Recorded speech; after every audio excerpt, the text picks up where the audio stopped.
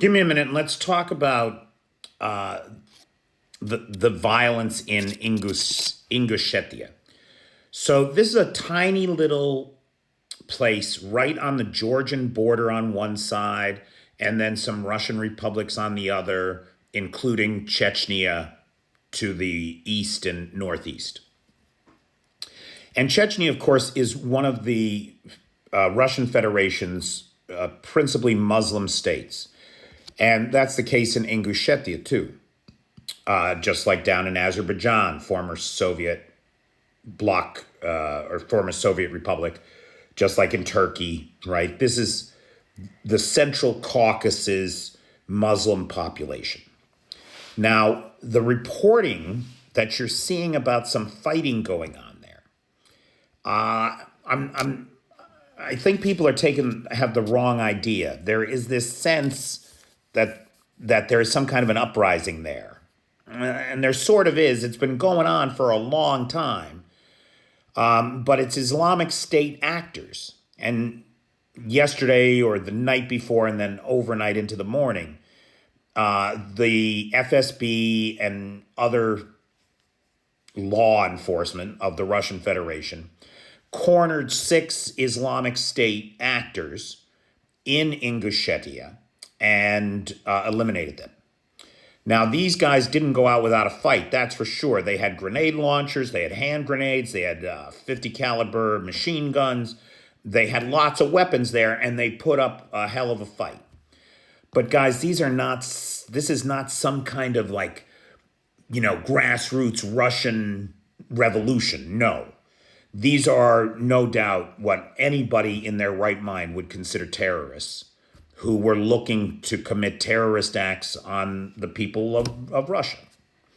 Now, I know that none of us are very happy with the people of Russia right now, and that's a problem, but we can't suddenly support these guys either.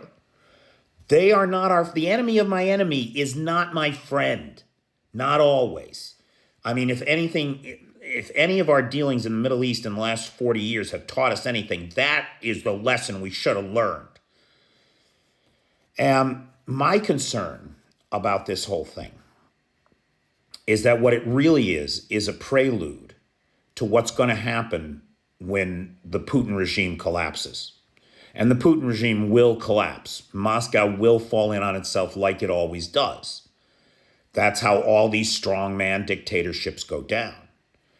But when that happens, there will be a power vacuum. This is what everybody in the West, all the diplomats and politicians are worried about.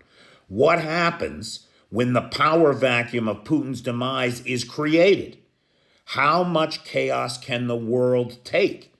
Can you imagine a world in which Iran is funneling arms into separatist movements in the Central Caucasus? Azerbaijan, all the Muslim states there, Azerbaijan, Ingushetia, Chechnya, Tajikistan, Uzbekistan, Kazakhstan, everywhere. We could be looking at 100 years of internecine warfare in the Central Caucasus just between the separate factions of Islam. This is a nightmare. And that is why we cannot blind ourselves to the reality that Putin is not going to live forever, if he's even still alive, right? Which, frankly, I don't believe we know the answer to that question. Now, when the regime collapses, as it must, Russia's going to tear itself apart at the seams. The kind of chaos you're going to see is going to be unprecedented, I think, in the world. And this is just a tiny little prelude of the kind of actors that are going to move to try to fill that power vacuum in their own corner of the world. And we got to be ready for it, because we weren't ready when the Soviet Union collapsed.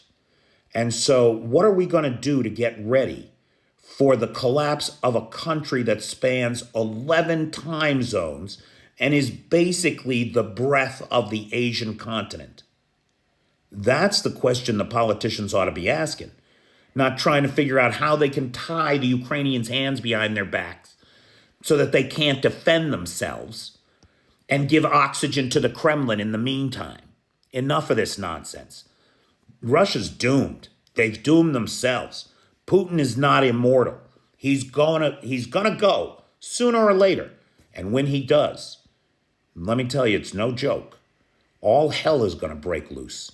And this is a prelude to who's gonna be behind it.